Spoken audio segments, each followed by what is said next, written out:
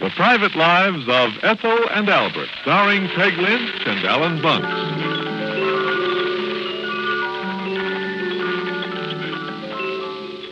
In large family problems, you probably differ a great deal from your friends and neighbors. But in the small family problems, we're all pretty much alike. And it's these small incidents, so familiar to everyone, that make up the private lives of Ethel and Albert. Before we join Ethel and Albert, let me ask you a question or two. Who's your congressman? Do you know? Do you know his voting record on different issues? Do his opinions agree with yours? I'm not trying to pry into your political beliefs. They're yours to keep private. After all, you're an American, and this is a free country. Matter of fact, that's what I'm getting at. This is a free country, but freedom is everybody's job. It's up to each of us to see that we keep our freedom. And that's why it's important that we know who our congressman is and whether or not he's truly representing us. If we keep informed and find out that he isn't representing us, well, then we can vote for another man the next time he comes up for election. And that applies to mayors and presidents and town councilmen as well. The election system here in America is a good thing. It permits us to place the best man in office if we keep informed. And by electing the best man, we assure ourselves of continued freedom. You know, freedom is a strange thing. It's like good health. When we have it, it's easy to forget about it. But when we lose it, it requires a great deal of effort and trouble to get it back. It's our duty to work to maintain our freedom, for if once it's lost, it may never be regained. It'll be for the good of our country if you take an interest in public issues and participate in community, state, and national affairs. So remember, won't you, that freedom is everybody's job. And now, Ethel and Albert.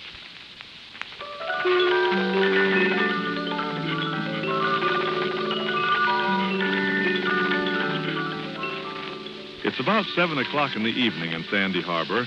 Albert, an hour late for dinner, is just coming up on the front porch, loaded down with packages. Ethel, let me in. No, what now? Just a minute, I'm coming. I'm coming. Stop kicking the door. Honestly, don't kick the door. Oh, my word. Look out. Oh, boy. Sake. Oh, golly. What in the world is all that? Christmas presents. Christmas presents? From whom? From us. Oh, boy, my arms are paralyzed. You should see the store. I have never in my life seen such a crowd of people. Except once, maybe. Yeah, once. A homecoming football game between Minnesota and Michigan. Thousands of people. There were just that many in Sandy Harbor department store tonight. I'm telling you, they were all there. What were you doing in the department store? What was I doing? What does it look like? I was shopping. Oh, here, hang up my coat, will you? I'm telling you, I'm not kidding. My arms are absolutely numb. You're aware, of course, that it's nearly 7 o'clock. Oh, golly, is it really? Well, that's not bad. I got a lot done in an hour then. Almost 2 hours, I guess.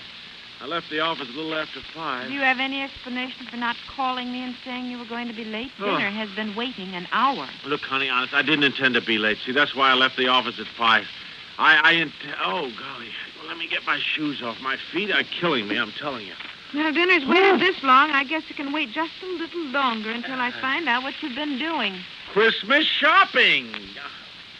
Well, I'm sorry, honey, but you know what I've been doing. But I don't know why and who for. Well, I've already bought for some of your cousins, and if you've gone down and bought listen, a whole dear, lot I haven't bought for any cousin, not a single cousin. I've been shopping for the office. For the what? For people in the office. Harry and Jack and Miss Whitaker and Miss Kimball and Mabel and 2 stenographers and Joey and Jenkins. How does it happen Miss Whitaker didn't do the shopping? Miss Whitaker's got a cold. I didn't want her to catch any more of a cold. We're too busy at the office right now. It's just practical. I don't like to be the complaining type, but it certainly would be nice if men were as considerate of their wives as they are of their secretaries. Oh, whoa, nonsense. I haven't been able to get a word out of you about Christmas shopping. You've just been bored to pieces, apparently, with the thought of it. What? So I just sort of gave up and decided that, as usual, I'd have to do the whole thing myself.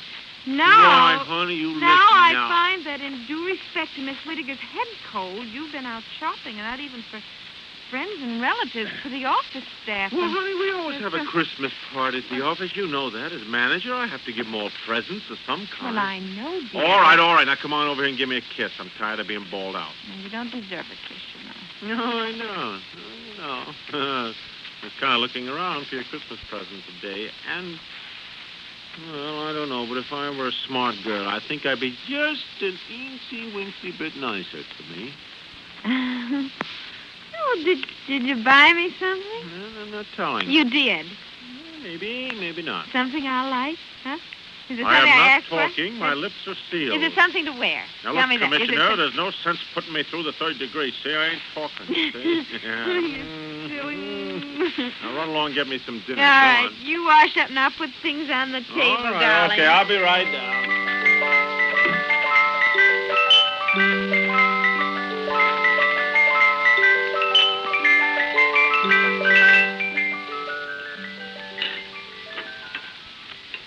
Sorry, the dinner isn't nicer. What's the matter with it? I mashed the potatoes at 6 o'clock. They're kind of funny now. They taste okay to me. There certainly isn't much flavor left in the green beans. I should have turned them off entirely. I guess I was so sure you'd be home any minute. Yeah, well, honey, I intended to phone you. I really did. In fact, I think I even told Miss Whitaker to do that. Didn't she phone? No, she didn't. Well, that's funny. I'm sure I told her. As a matter of fact, when I called your office at 6:15 and talked to Harry, he said you and Miss Whitaker had left at 5. Oh. Yes, Harry. What? Nothing. Harry even said he thought it had something to do with Christmas shopping. I couldn't believe my ears. When you walked in the house... Now, listen, I Tell me told that Miss you were Whitaker going- to go home and take care of her cold, but she insisted on going into the department store with me while we picked out the stuff for the girls. Mm-hmm. Now, look, we got beautiful compacts for the stenographers. Don't you think that's all right, honey, compacts? I suppose so, since you've complained they do nothing but powder their noses and comb their hair anyway all the time. Well, honey, we got compacts for them, and then for Miss Whitaker. Well, at least Miss Whitaker suggested that we get something else for Mabel, see? Now, I kept telling her to go on home, take care of her cold. She's been feeling terrible all day. Poor Mabel? thing. Miss Whitaker. Oh. She's really got a humdinger. Yes. So we thought, look at something for Mabel, and we couldn't decide.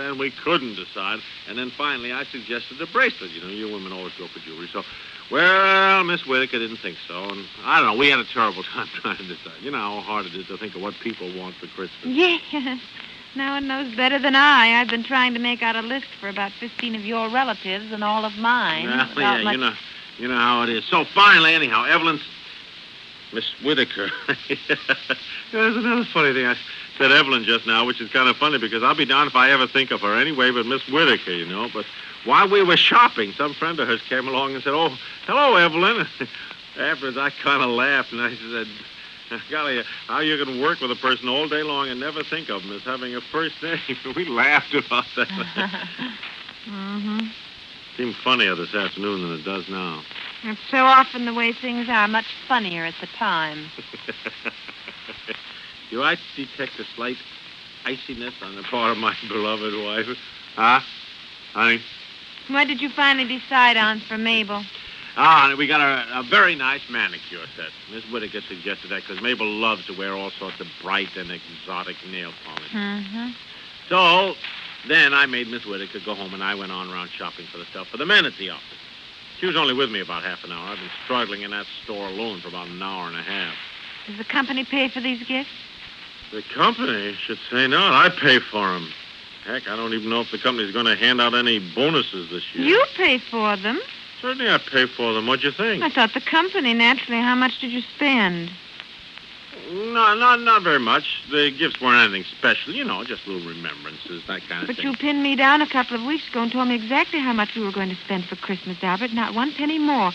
I've just been going crazy trying to stick to it. Well, honey, what I bought won't interfere with the Christmas budget. I didn't spend much. Well, how much did you spend? Look, I've got to know, dear. I've got to include it in the budget and adjust everything accordingly. Now, Well, honey, I don't know exactly.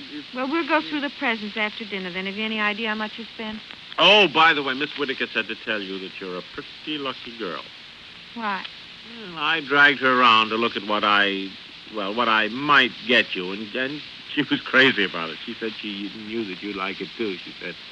Well, that's good, honey. Is it an it? Could be a them. I'm not telling. Somebody better be pretty nice to me. That's all I got to say. Well, give me a hint. Nope. Oh, come on. Look, you're not spending too much money, are you? Nothing is too much for you, honey. speaking of money, how much did these things cost you tonight? Hey, don't I get any dessert? Yes, you do, but I just Well, then want wait on me, my good woman. Your Lord and Master's ready for dessert. Well, now, look... Get the dessert. All right, I'm just wondering how much you spend. Now, just... Well, we're certainly having nice December weather, have you noticed? That's what Jack and I were saying today. You know, Christmas isn't Christmas without a lot of nice white snow. I know. Now, I remember one Christmas when we didn't have any...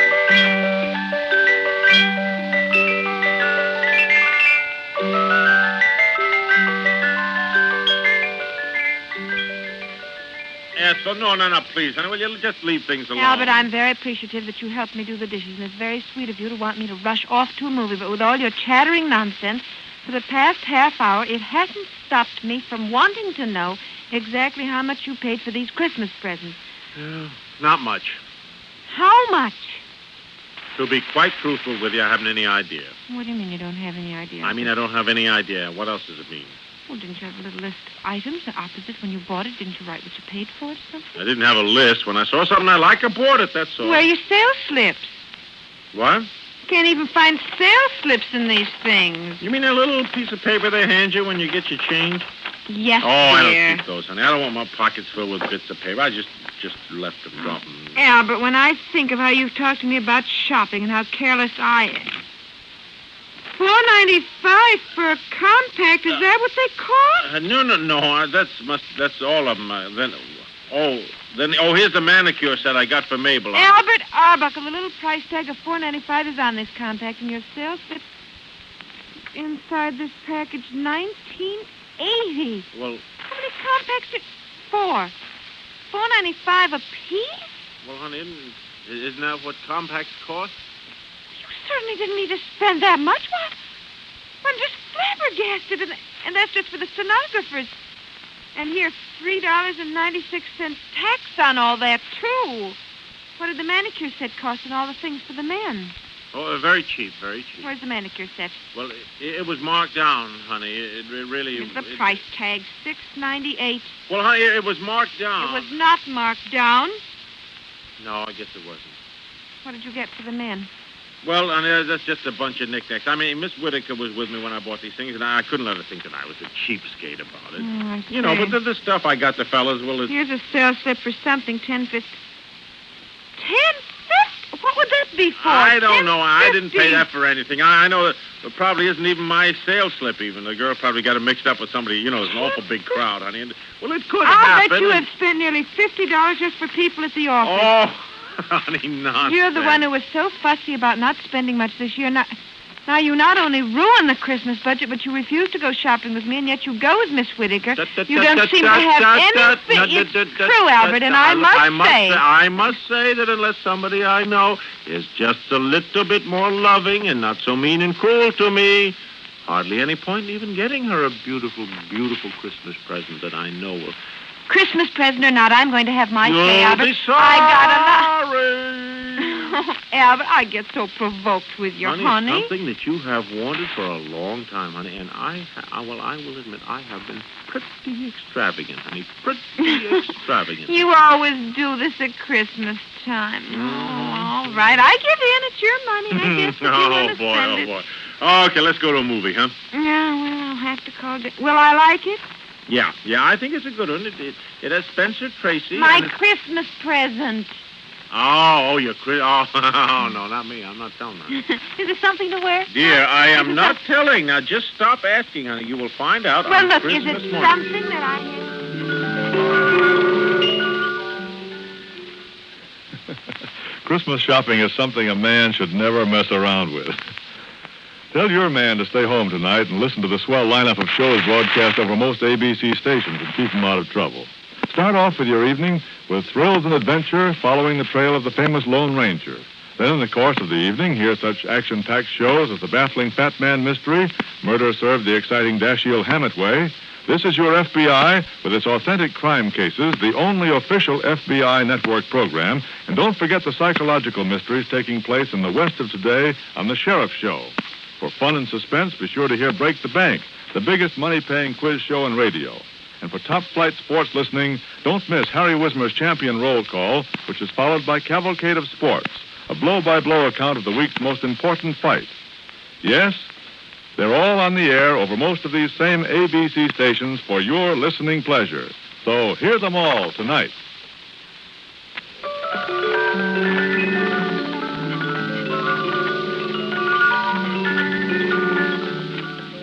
The Private Lives of Ethel and Albert come to you each weekday at this time. The show is written by Peg Lynch, who plays the part of Ethel.